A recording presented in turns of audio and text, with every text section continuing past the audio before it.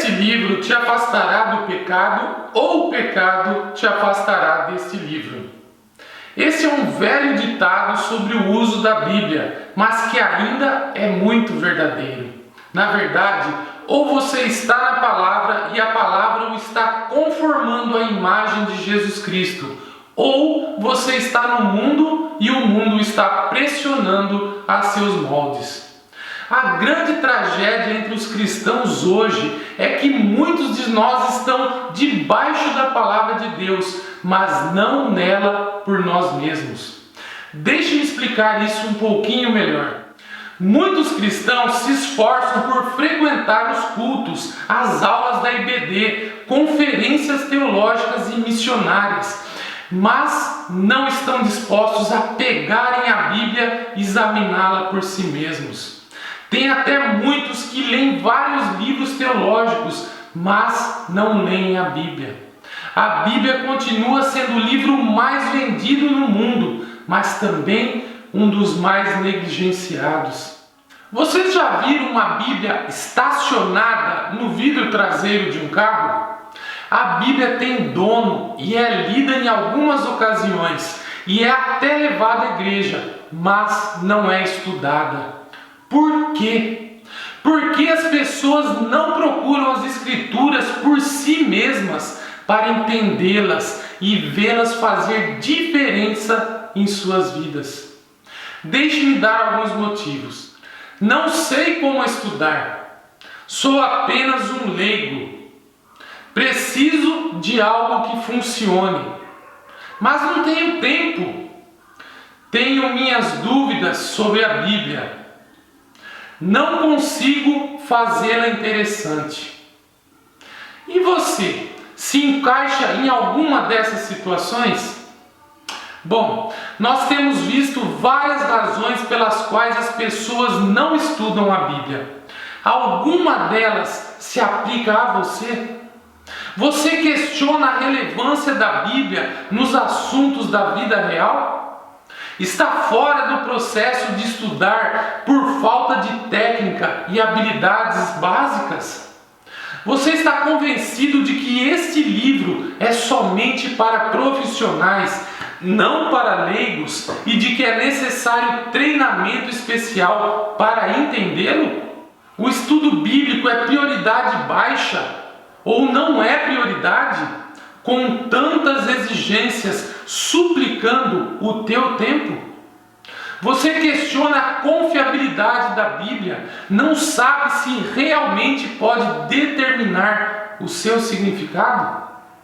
Você considera o estudo bíblico horrivelmente maçante ou não digno da sua atenção? Então, por que estudar a Bíblia?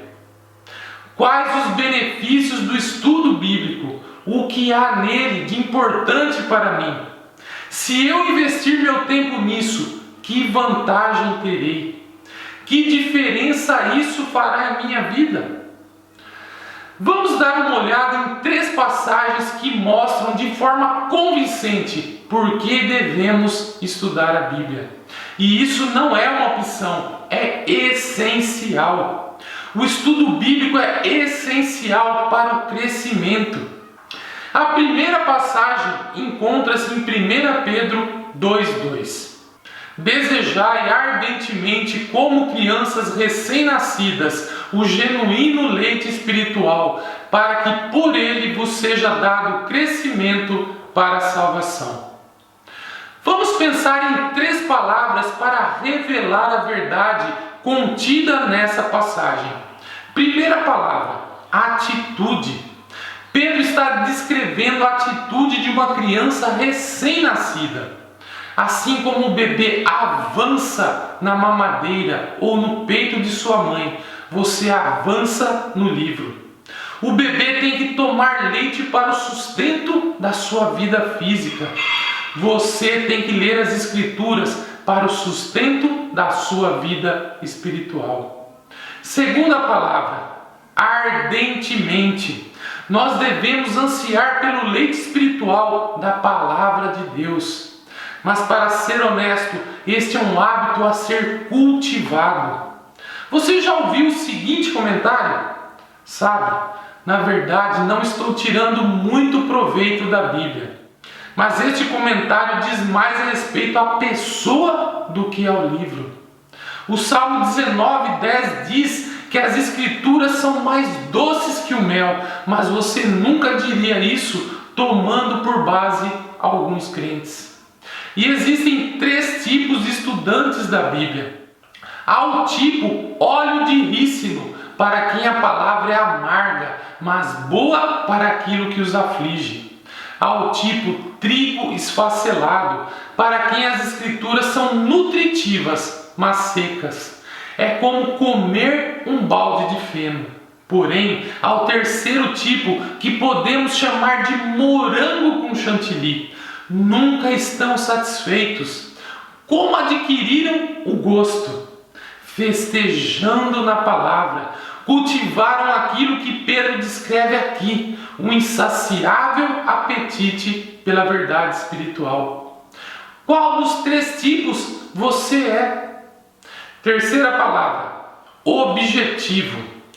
Qual o objetivo da Bíblia? O texto nos diz: para que por ele vos seja dado crescimento para a salvação. Mas prestem atenção, o texto não diz para que saibamos. Certamente não se pode crescer sem saber, mas você pode saber e não crescer. A Bíblia não foi escrita para satisfazer nossa curiosidade, mas para nos ajudar a nos conformarmos à imagem de Cristo. Não para nos fazer pecadores mais espertos ou inteligentes, mas para nos fazer como o nosso Salvador. Não para preencher nossa mente com uma coleção de fatos bíblicos, mas para transformar a nossa vida.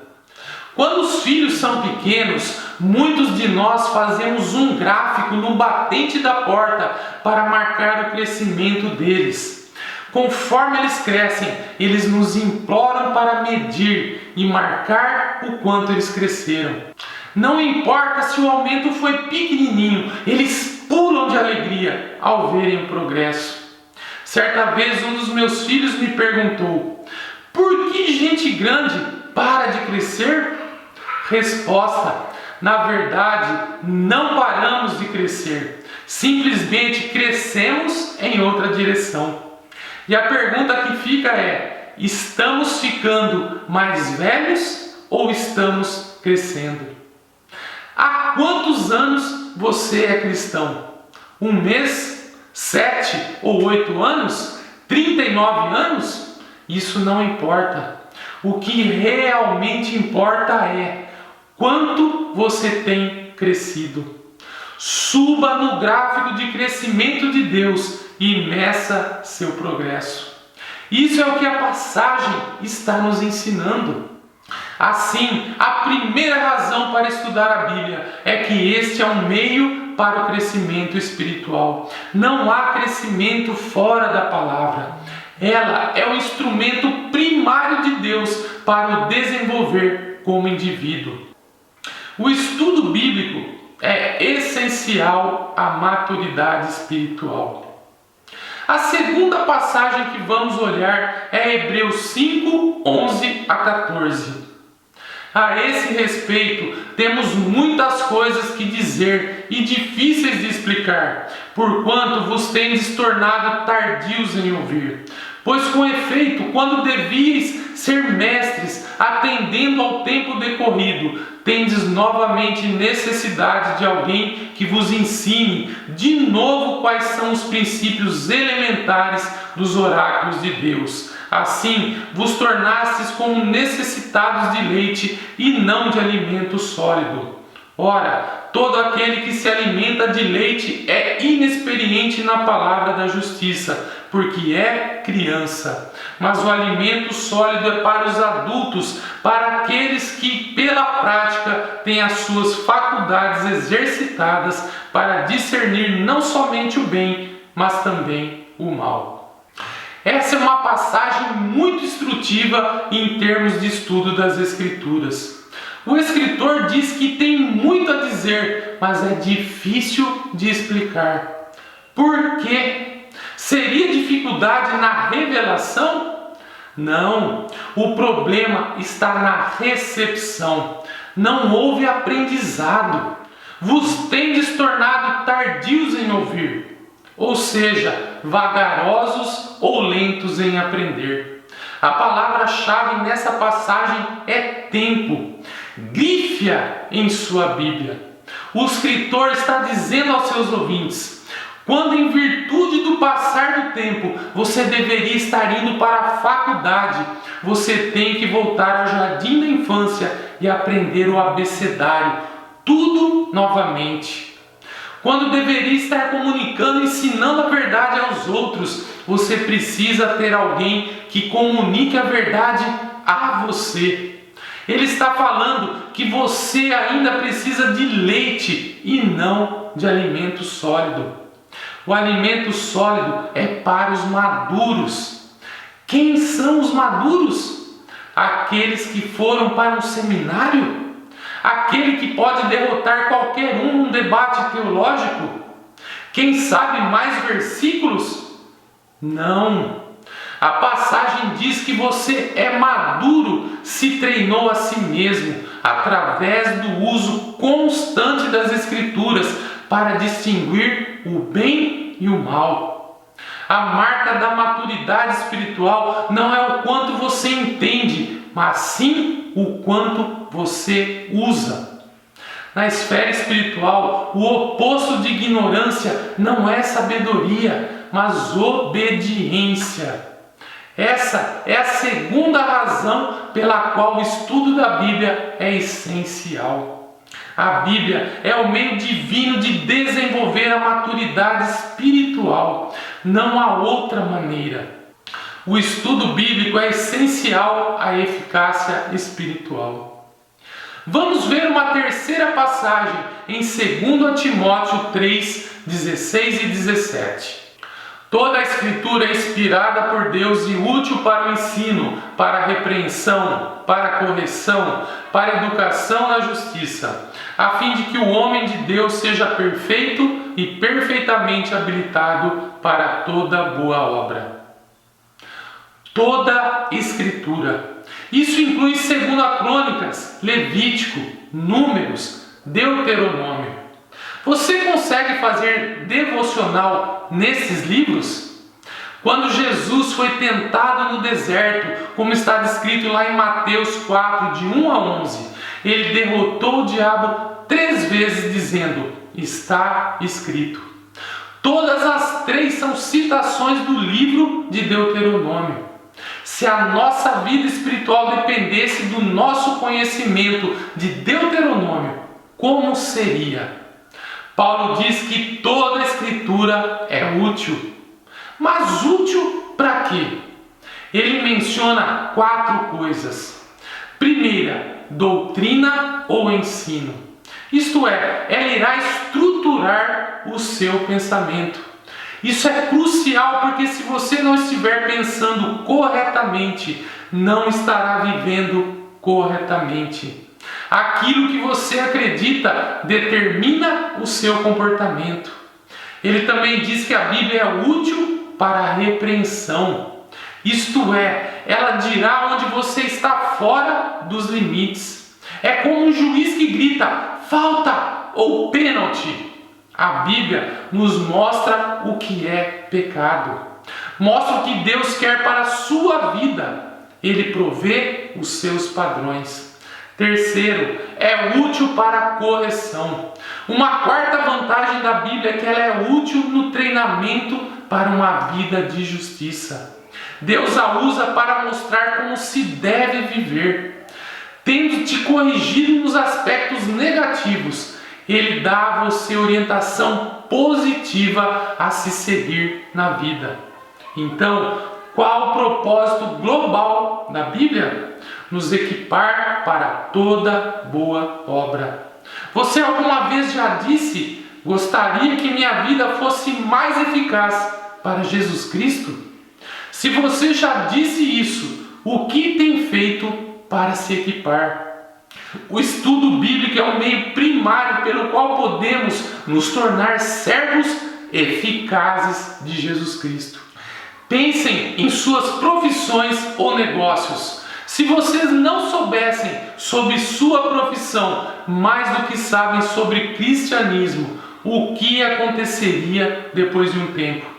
Deus talvez não esteja te usando mais na sua obra, porque pode ser que você não esteja preparado.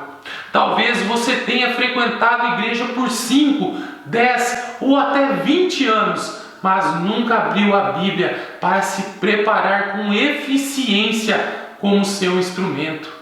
Você talvez esteja debaixo da palavra, mas não a estudou por si mesmo. Mas fica aqui o desafio.